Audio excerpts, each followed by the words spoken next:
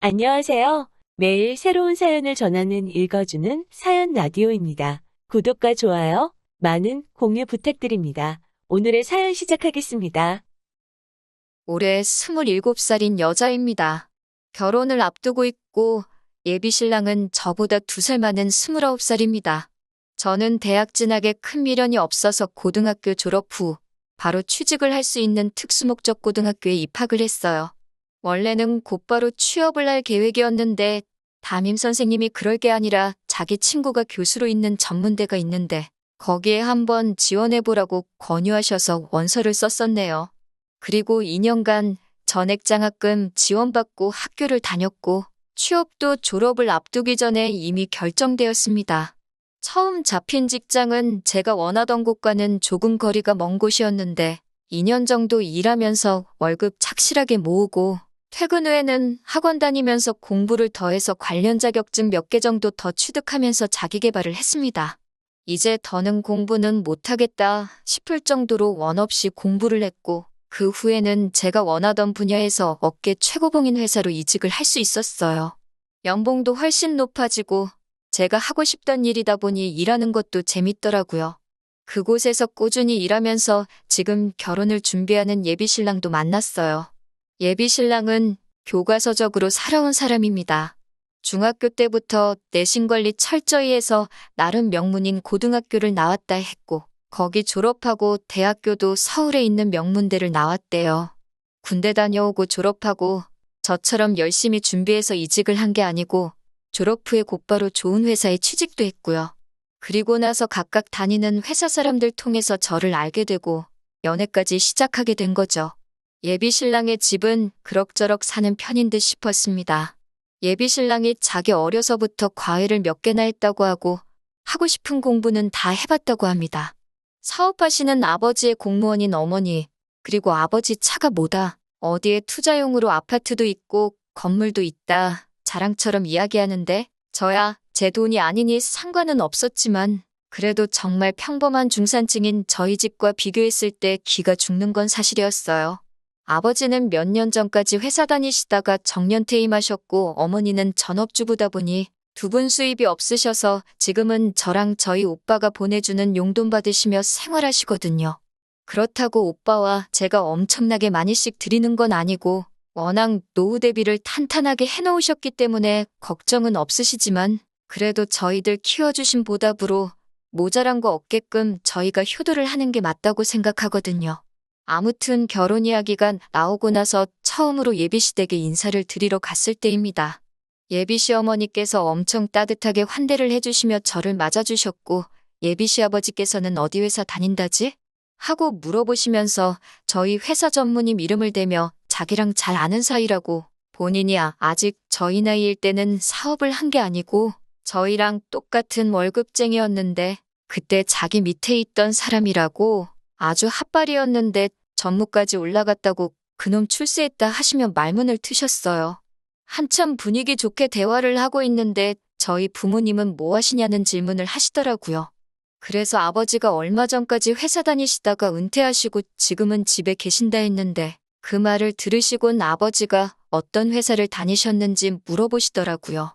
별로 유명한 회사도 아니었지만 물어보시길래 대답해드렸는데 역시나 반응이 그런 곳은 처음 들어본다 하는 반응이셨습니다. 그리고부터 본격적인 호구조사가 시작되었고 제가 나온 학교를 들으시더니 거기는 전문대 아니냐며 놀라셨고 그때부터 예비 시부모님 두 분 다 표정이 조금 안 좋아지셔서는 저한테 딱히 다른 질문도 하지 않으시더라고요. 식사가 끝나고 나서 예비 시어머님께서 과일을 내오셨는데 그때서야 안 좋아진 표정의 의미를 알겠더군요. 너는 전문대를 졸업했는데요. 어떻게 그 직장에 취직이 돼서 우리 아들을 만났느냐 물어보시더라고요. 예비 시아버지는 또 저한테 아버지는 그럼 고등학교나 대학교를 어디 나오셨나 물어보셨는데 아버지가 대학은 따로 안 나오셨다 대답을 했더니 대학 못 가는 건 대물림이 되는 건가? 하고 껄껄 웃으시더라고요. 뭐가 그렇게 재밌는 농담이라는 생각을 한 건지 저는 정말 눈물이 나올 만큼 화가 났는데 말이에요. 어디 가서 저희 부모님이 창피하다고 생각한 적 한 번도 해본 적 없는데 두 분이 쌍으로 제 학력 가지고 저를 무시하면서 저희 부모님까지 싸잡아서 대학물도 못 먹어본 집안이라는 식으로 얕잡아보고 있으니까요. 그런데 그런 예비 시부모님의 태도보다도 그 옆에서 그 말을 듣고도 아무 말도 안 하는 예비 신랑한테도 엄청 화가 나더라고요. 자기 부모님이 다른 사람도 아니고 자기와 결혼할 상대의 출신과 부모님까지 깎아내리기 바쁜데 아무리 부모님이라도 그렇지. 그런 이야기는 그만하시라고 한마디도 못하는 모습을 보니까요. 마지막으로 저한테는 그래서 결혼하게 되면 얼마를 해올 거냐고 물어보시더라고요. 모아놓은 돈은 얼마나 되느냐, 우리 집안에 시집올 만큼은 되겠느냐 하시면서 위로 오빠가 있다고 했는데 오빠는 결혼을 했느냐, 오빠가 있으니 저희 집에서 지원은 오빠가 다 받지 않겠느냐 하시면서 말이죠. 말하려는 게 꼭 저희 아버지가 이름도 모르는 회사에서 정년을 맞았는데 결혼할 돈은 있느냐고 물어보는 것 같았습니다. 저희 부모님이 뭘 얼마나 모으셨는지는 정확히 모르지만 관심도 없어요. 저도 그렇고 오빠도 그렇고 부모님 지원 안 받고 결혼할 계획이었어요. 그리고 저 남들보다 빨리 사회생활 시작해서 남 부끄럽지 않게 공부도 열심히 했고 지금 다니는 회사에서 월급도 괜찮게 받으며 그동안 모아놓은 돈이 1억이 있거든요. 돈이 많다는 기준은 사람마다 다르겠지만 그 정도면 잘 모았다고 생각까지 하고요. 예비신랑 집에서 나오고 어디 가서 저녁이나 같이 먹자는 예비신랑 뒤로 하고 기분 나빠서 혼자 집으로 왔네요. 예비신랑과 결혼하기로 결심한 건 절대 그 사람 집안 보고 정한 거 아니거든요. 그냥 적당히 비슷한 직장 다니면서 이 사람이라면 평범하게 행복하게 살 수 있겠다 싶어서 정한 건데 저랑 둘만 있을 때는 저한테 엄청 잘하지만 가족들하고 있을 때는 저보다 가족이 먼저였다는 걸 이제야 처음 알았네요. 오래 만나서 정이 들기는 했는데 어떻게 해야 하는지 참 고민이에요. 제가 저런 말 듣고도 계속 결혼을 하려고 한다면 제가 정말 속도 없는 사람인 거겠죠? 헤어져야 하는 건지 아니면 결혼하고 시댁과는 거리를 두고 살자고 부탁을 해야 하는 건지 참 여러 가지 생각이 드는 밤이네요. 후기 보내드립니다. 얼마 전에 예비신랑 만나서 완전히 끝을 내고 왔습니다. 인사드리러 간 날 이후로 일부러 예비신랑 연락 다 무시하고 씹었어요. 그러다 못 참겠었는지 저희 회사까지 찾아와서 저를 기다리고 있더라고요. 회사 근처 조용한 식당에 가서 자리를 잡았어요. 예비신랑도 완전 눈치가 없는 모질이는 아니었는지 혹시 자기 부모님 만난 날에 오고 간 대화 때문에 자기 연락을 씹은 거냐며 묻더라고요. 저는 딱히 그게 맞는 말이다, 틀린 말이다 해명하지 않고 조용히 있었네요. 역시 그것 때문에 그런 거냐며 그런 거면 조금 실망이라고? 어른이 하신 얘긴데 벌써부터 그런 걸로 서운해하면 안 된다고 하는 거예요.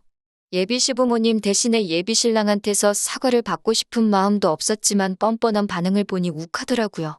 그냥 숟가락 내려놓고 나올까 하다가 저도 하고 싶은 말 참은 게 많으니 할 말은 해야겠다 싶어서 그냥 가만히 있었어요. 밥 먹으면서 별다른 이야기가 오고 가지 않았는데 예비신랑은 그게 답답했는지 어디 카페라도 가서 대화 좀 더 하다 가자고 하더라고요. 저녁 때라 그런지 사람도 많이 없었어요. 주변에 듣는 귀도 없는 것 같으니 저도 그때부터는 제가 느낀 감정을 그대로 이야기했어요. 결혼하고 싶지 않다고, 오빠 집에 시집가면 나는 평생 사람 대접 못 받을 것 같다고, 오빠네 어머니는 나를 예비 며느리로 인정해주는 것도 아닌 것 같고, 쥐뿔도 없는 주제에 우리 아들 넘보는 가당치도 않은 여자로 보는 것 같다고, 그런 대우 받으면서 살고 싶지 않으니 결혼은 없던 일로 하자고요. 예비신랑은 제 말에 뭔가 뉘우치는 표정이 아니라 아주 일그러진 표정으로 저한테 씩씩대더라고요. 자리에서 벌떡 일어나더니 씩씩대면서 제 팔을 잡아 끌고 차에 태웠어요.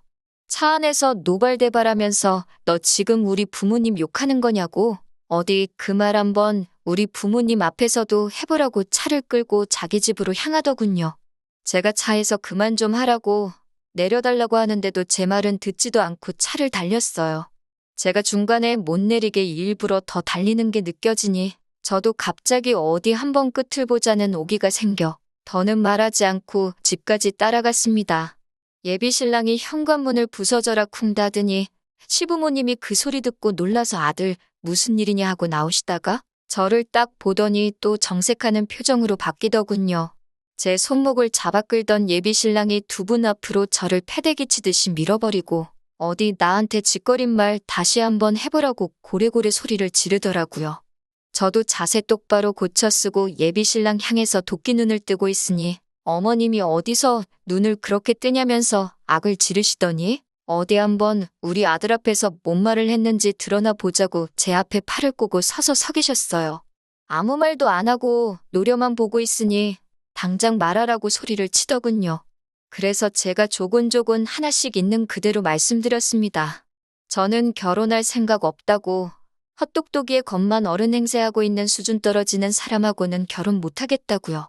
그렇게 말했더니 어머님도 그렇고 아버님도 그렇고 아주 양쪽에서 노발대발하면서 수준이 떨어지긴 뭐가 떨어지냐고, 수준 떨어지는 건 대학도 안 나온 너라면서 어디 배워 처먹지도 못한 것이 우리 아들한테 수준이 떨어진다는 말을 하고 자빠졌냐고 입에 담기 힘든 욕까지 섞어가면서 하더라고요. 온 가족들한테 둘러싸여서 조금 겁이 나기도 했지만 그래도 꾹꾹 견뎌내고 다시 한마디 했습니다. 어머님이 자식 공부에만 신경 써서 그런가 아주 예의라고는 단 한 번도 배우지도 못한 것 같다고. 학교 어디 나왔냐를 말하는 게 아니라 인품이 아주 수준 떨어진다고 했어요. 제대로 된 가정교육 잘 받았으면 아무리 자기 부모라도 결혼할 상대의 부모를 욕보이고 있을 땐 나서서 한마디 해야 하는 거 아니냐고. 그런데 어머님이 하는 말 들어보니까 어떤 가정교육을 받고 자랐는지 안 봐도 뻔하다고요. 그리고 한마디 더 붙여서 아, 예의 없는 것도 대물림이 되는 건가? 어머님도 예의가 참 없으신 것 같아서 하는 말이에요. 하고 똑같이 받아쳐줬습니다. 그 말이 끝나자마자 눈앞에 별이 반짝. 예비 신랑이 욱해서 제 뺨을 올려붙인 거예요. 저보고 말이 뭐 그따위냐고 미쳤냐고 하면서요. 제가 예비 신랑한테 맞은 뺨을 부여잡고 있으니 어머님도 기세가 등등해서 저런 배워 처먹지도 못한 걸 어디서 데려왔냐고, 저런 거랑 결혼하라고 그 돈 들여서 너 공부시킨 거 아니라고 예비 신랑한테 한 소리를 하더라고요. 저는 끝까지 물러서지 않고 한마디 또 했어요. 이거 보라고요. 방금 전까지만 해도 결혼할 여자였을 텐데 수세에 몰리니 손부터 나가는 거 보시라고. 이런 사람을 저도 어떻게 남편이라고 믿고 평생을 함께 하겠냐고요. 저나 저희 부모님 4년제 안 나왔다고 못 배웠다 하셨는데 꼭 좋은 대학 나왔다고 똑똑하고 품위 있는 건 아닌 것 같다고, 두 사람 다 엄청 수준 떨어진다고 아주 부모나 자식이나 다 똑같다고 한마디 했습니다. 예비 신랑이 저한테 다시 다가오길래 이번에도 그냥 뺨을 내어주기 싫어서 제가 먼저 팔을 뻗어서 머리채를 한 움큼 움켜쥐었습니다. 사실 그때 너무 긴장해서 기억은 잘 안 나는데 그렇게 힘을 세게 준 것 같지 않은데 제가 움켜집은 머리채가 집은 그대로 뽑아져 나오더라고요. 한 움큼 잡혀있는 머리카락에 저도 깜짝 놀라서 바닥에 던져버렸어요. 바닥에 흙 뿌려진 머리카락을 보니 한참 머리 자르고 있는 미용실 바닥만큼 뽑혔더라고요. 예비 신랑이 으악하고 외마디 비명을 지르면서 자기 머리 빠진 걸 보더니 화장실로 달려들어갔고, 어머님은 뒷목 잡고 쓰러지는 척 하더니 금세 저한테 달려들어서 어디 똑같이 당해보라며 제 머리채를 잡으려고 하길래 어머님을 그냥 밀쳐버렸어요. 제가 손대지 말라고 말하지 않았냐고. 저는 똑같이 되갚아준 거니까 너무 화내지 말라 했어요. 그리고 저쪽에 있는 아버님을 향해서 예의를 못 배운 것만 대물림이 되는 줄 알았는데 대머리도 대물림이 되는가 보네요 말하고 앞으로 보는 일 없으면 좋겠다 하고 밖으로 나왔습니다. 나오면서 저 사람 장가보내고 싶으면 치마폭에서 내려놓던가 아니면 평생을 품에 끼고 사시던가 둘 중에 하나만 하라고 말하고 나왔습니다. 문을 닫았는데도 적어보라고, 가긴 어딜 가냐고, 저보고 멈추라고 지르는 소리가 문 바깥까지 들리게 저를 향해 울부짖는 소리가 들려오더라고요. 정말 엘리베이터 타고 택시 잡으러 가는 길까지 긴장했던 게 한 번에 쏟아져 나오는 건지 다리가 후달거려서 죽는 줄 알았습니다. 제가 원래도 이렇게 맞서 싸우거나 하는 성격이 아닌데 말도 술술 나오고 어떻게 했는지 저도 놀랍더라고요. 긴장이 풀리니까 지나갔던 일들이 하나둘씩 생각나면서 예비 신랑이었던 그 자식 머리를 한 움큼 뽑아버린 생각을 하니까 아주 통쾌했어요. 덕분에 아주 꿀잠을 자고 일어났는데 자고 일어나니까 그 자식한테 여러 통의 전화가 와 있고 제가 전화를 안 받았으니 문자로 욕짓거리를 한 다발 보내놨네요. 우리 집에 무슨 짓을 하고 간 건지 아냐면서 앞으로 행동 조심하고 지 눈에 띄지 않게 조심하라고 하더라고요. 그래서 저도 답장 하나 해줬어요. 남은 머리카락이라도 간수하고 싶으면 너야말로 내 눈에 띄지 말라고. 그리고 이렇게 말하는 거 협박이나 마찬가지고 자꾸 이런 식으로 연락하면 경찰에 신고할 거라고. 진짜 한 번이라도 내 앞에 찾아와선 나한테 뭘 어떻게 하려고 한다면 진정 내가 가진 모든 걸 털어서라도 꼭 너 하나만큼은 콩밥을 먹일 거라고 했어요. 저한테 정말 남아있는 머리라도 한 번 더 뜯길까봐 걱정이 된 건지 아니면 정말 경찰에 잡혀갈까 걱정을 한 건지 제게 한 으름장과는 다르게 회사에도 한 번 찾아오지 않았어요. 온갖 센 척은 했지만 진짜 찾아오면 어떡하나 걱정은 했는데 말뿐이던 그 성격이 새삼스럽게 제가 윽박지른 대로 제 눈에 알아서 띄지 않더군요. 그렇게 몇 주 정도 지났고 더 이상은 나타나지 않을 것 같아 끝내 생각한 것보다는 더 쉽게 안전이별했다는 생각이 들고 며칠을 더 두고 보다가 제 앞에 더 이상 나타나지 않을 거라는 확신이 생겨 이렇게 후기까지 보내게 되었습니다. 다음에 만날 사람은 제 가족도 자기의 가족처럼 따뜻하게 품어줄 수 있는 그런 사람을 만났으면 좋겠네요. 긴 이야기 들어주셔서 감사합니다. 오늘의 사연은 여기까지입니다. 구독과 좋아요, 알람 설정해주시면 앞으로 더 좋은 사연으로 찾아오겠습니다. 감사합니다.